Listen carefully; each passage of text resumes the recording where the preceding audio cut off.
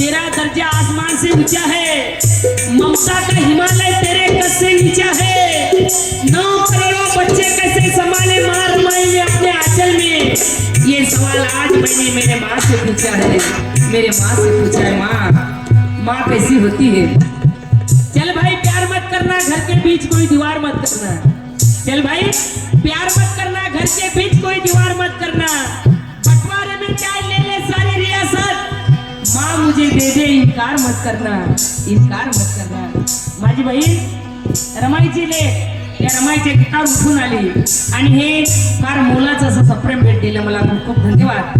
कारण आम्ही आम खातो अमराईला विसरतो। जय भीमताई, माझ्या ताईने सुद्धा रमाईच्या लेकीने मला फार मोलाचं सप्रेम भेट दिलं। आम्ही आम खातो अमराईला विसरतो, दुधाची गोडी चाटतो आणि साईला विसरतो, बापाचं नाव घेतो मात्र आपल्या आईला विसरतो।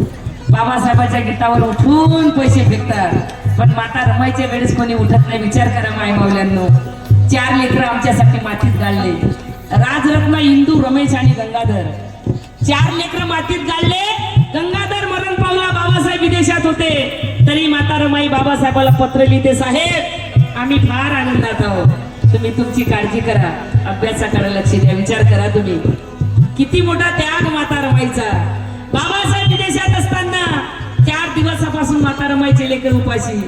रमाईने विचार केला मी उपाशी राहू शकतो, लेकर कशी उपाशी राहतील, म्हणून शेजारच्या बाईला विचारते तुम्ही कुठं जाता ग? तेव्हा ती बाई म्हणते आम्ही एका मुसलमानाच्या फॅक्टरीमध्ये कामाला जातो। भीमराव डांगे वरोळा यांच्याकडून 200 रुपयाची भेट आली। ती म्हणते एका मुसलमानाच्या फॅक्टरीत आम्ही कामाला जातो। माता रमाई म्हणते मी येऊ का ग? माझे लेकर 2-4 दिवसापासून उपाशी आहे। तेव्हा चल ना। माता रमाई विचार करते दिवसा गेली तर माझ्या साहेबाची बेइज्जती होईल, रात्री गेलो तर कोणाला दिसू नये, म्हणून रात्री जाते। डोक्यावर माता रमाईच्या पदर, एका इकडे अर्ध तोंड लपवून उभी राहते। तो फॅक्टरीचा मालक मुसलमान, त्याचं लक्ष जाते। त्या शेजारच्या बाईला विचारते बेटा ये कौन औरत है, अच्छे घर की लगती है, ऐसा कौन सा दिन आया बेचारी पे जो मेरे फैक्ट्री में काम पे आई।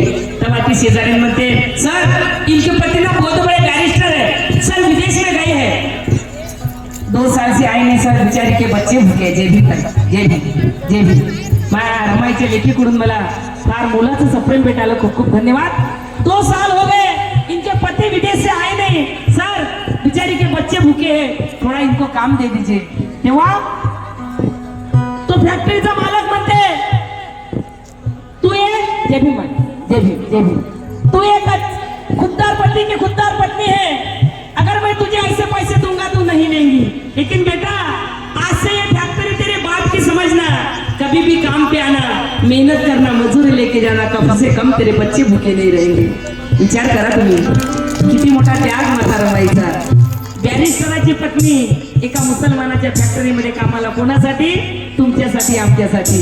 जर 4 लेकरं तिनं मातीत गाळले नसते तर आज आम्ही घडू शकलो नसतो। कोणाला एका लेकराची माय होता येईल, 2 लेकराची, 4 लेकराची, 5 लेकराची माय होता येईल, पण 9 कोटी लेकरांची आई कशी झाली असेल हो रमाई, जगातलं पहिलं उदाहरण। जीने जपले